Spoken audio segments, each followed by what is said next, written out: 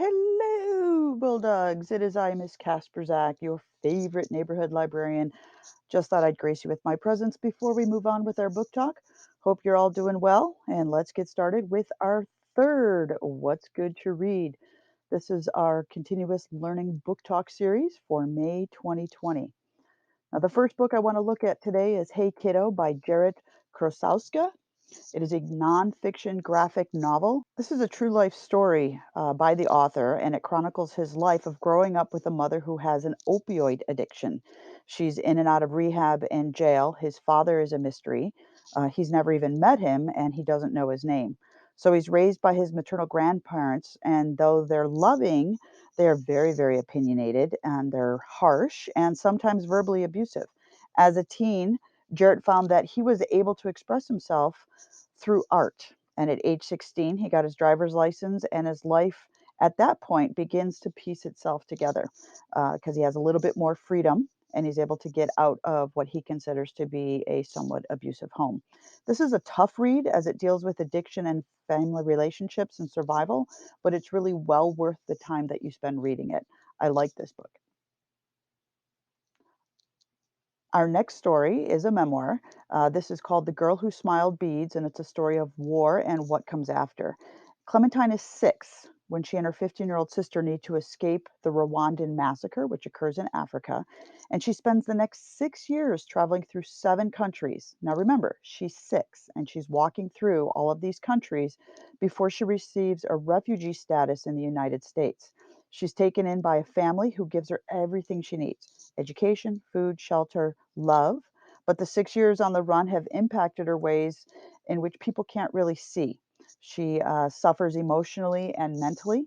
She suffers because her sister, um, at the age of 15, had to deal with a lot more than she probably understood at age 6. So there's a lot of conflict between her and her sister and how they both try to balance their lives. This is a powerful book about a young woman who refused to give up and who created a life on her own terms. I thought this book was really well written. It is an eye opening experience for me. It really showed me what life was like in a country where everything is suddenly taken over and you are being persecuted for who you are. And it's about survival. I think it's a book that everybody should pick up and read.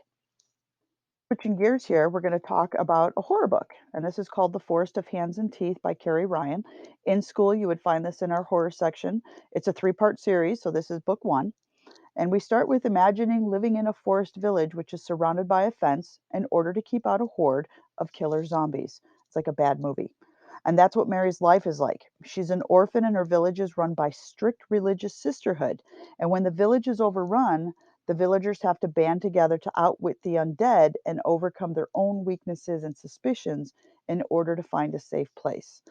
I'm not much of a horror book reader or fan, but I really like this book. And if you like any kind of horror, I think that this would be a good choice for you. The next book I want to talk about, I actually just finished, and it's called Beautiful Music for Ugly Children by Kirsten Crone Mills, and it's found in our young adult section. And it was originally published in 2012, and I had never heard of it until it was requested by a staff member, and it arrived at our school from another middle school. So I ordered it right away once I read the back and found it to be quite interesting. And I would have to say this is probably my new favorite book. And in this book, we follow Liz, who really is Gabe. And he was born in a female body, but he has known that he is a male since he was very young. And the story follows his life as he begins to publicly transition. And he uses music and vinyl records to help describe himself. Liz is his A side, the song everybody knows, and Gabe is the B side, which is not heard as often but is just as good. The book is emotional, it's real, and you really feel for the character and his struggles. He has to deal with how his family relates to him now that he has told them about who he really is, and how he gets treated by classmates in his high school, and how he gets treated after graduation, and the acceptance of his neighbors. I I love this book, and I already recommended it to Miss Clark, and she's got it on her to read list. It is available at Snow Isle Library only as an ebook, so I do recommend that you check that out. As with all of our books, you can find them either on Sora or at Snow Isle Library. I recommend that you do put them on hold, and happy reading. Until next time.